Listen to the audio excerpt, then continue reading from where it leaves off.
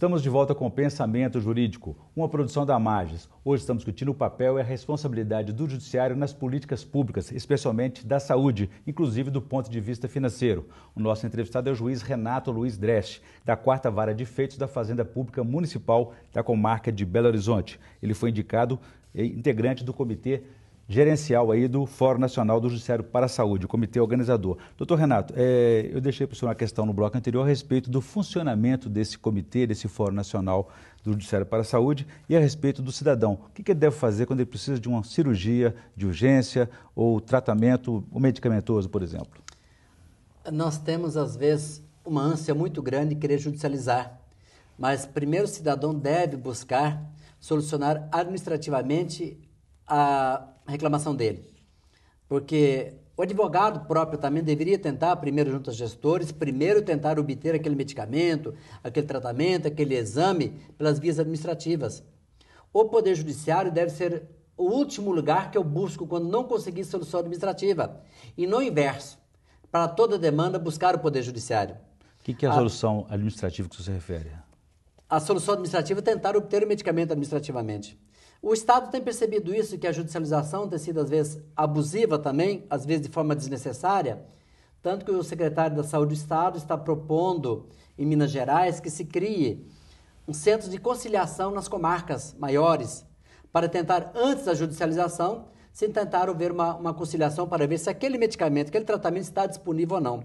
Eu, particularmente, tive um caso específico, eu até não compreendia muito bem na ocasião, mas era um caso de uma cirurgia de transgenitalização, em que a ação foi ajuizada, designei uma audiência de conciliação, chegou na audiência e falei, não, esse procedimento é realizado pelo SUS. Não era realizado em Minas Gerais, mas no Rio de Janeiro.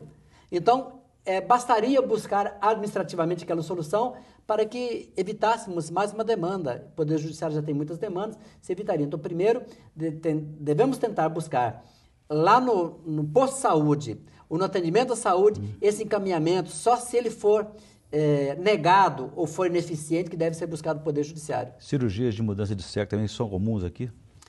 Elas não são muito comuns, mas existem sim essas mudanças de sexo.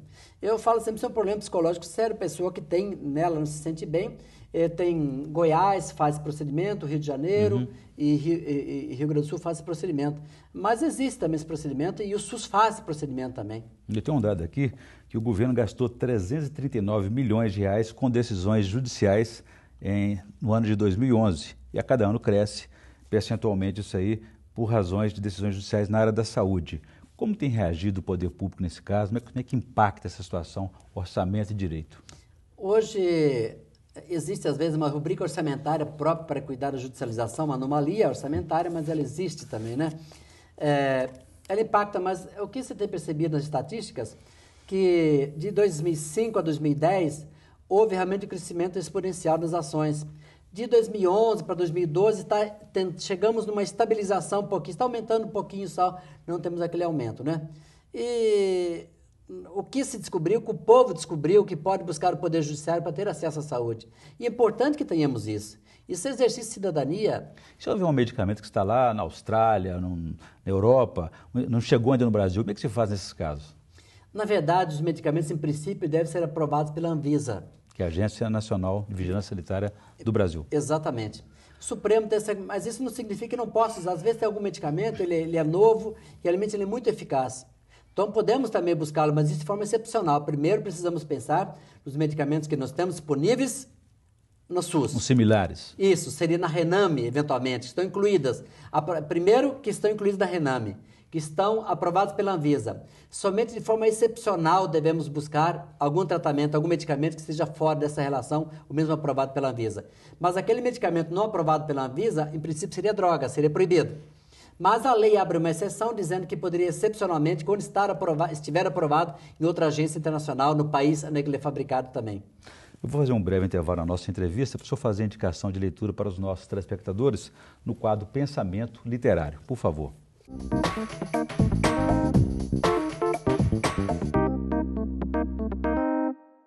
Eu tenho esse livro aqui, até pode parecer estranho se indicar um livro sobre a morte e o morrer, da Elizabeth Kubler-Ross.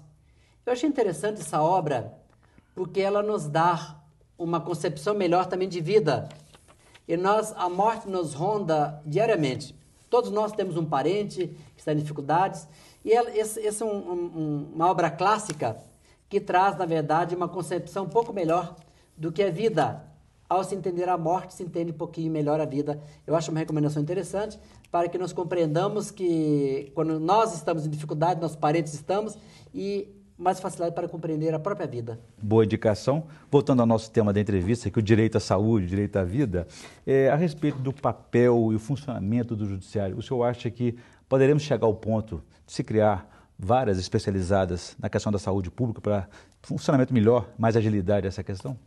Isso, inclusive, foi recomendado pelo CNJ, que se criasse várias especializadas. Mas, às vezes, não há necessidade de várias especializadas, poderíamos criar várias com competência prioritária, que cuida, para não dizer vara apenas de saúde, mas essa já foi sugerido pelo CNJ que se criasse especializações. E o Poder Judiciário, quanto mais se especializar, mais se qualifica.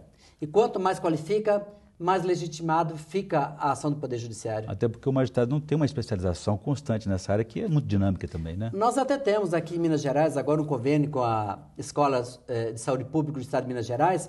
Temos um curso de especialização em que eu participo dele também, sou aluno dele, em que há magistrados, defensores públicos e promotores de justiça, basicamente, e alguns servidores também que fazem parte desse curso, exatamente com a ideia de qualificar a magistratura, o Ministério Público e a Defensoria Pública para as questões de saúde. Doutor Renato, a partir dessa experiência com a saúde pública, essas iniciativas do Judiciário poderão, por exemplo, alcançar outras políticas públicas onde o Estado brasileiro não está muito presente?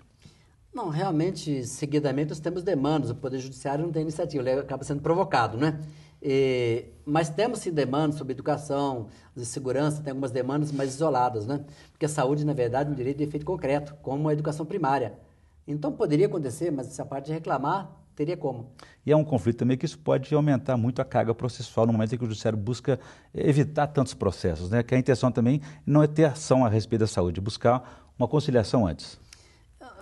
Às vezes é difícil, o judiciário não pode se furtar da obrigação dele, embora nós gostaríamos que acabasse a judicialização da saúde, acabasse as demandas, que nós tivéssemos um Estado que estivesse atendendo às obrigações do cidadão. Diminuir a interferência assim, do judiciário na vida das pessoas também, né? Eu não consigo falar de interferência do Poder Judiciário, na verdade ele é provocado, ele na verdade tenta achar o equilíbrio naquilo que está sendo atendido. Muito bem.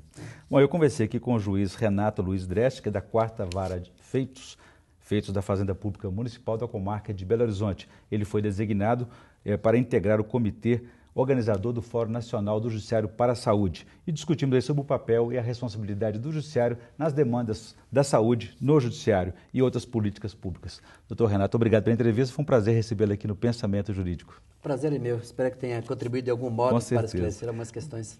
Com certeza, nós agradecemos e vamos ficar por aqui. Se você quiser participar, escreva para pensamento@amages.com.br. Obrigado e até a próxima.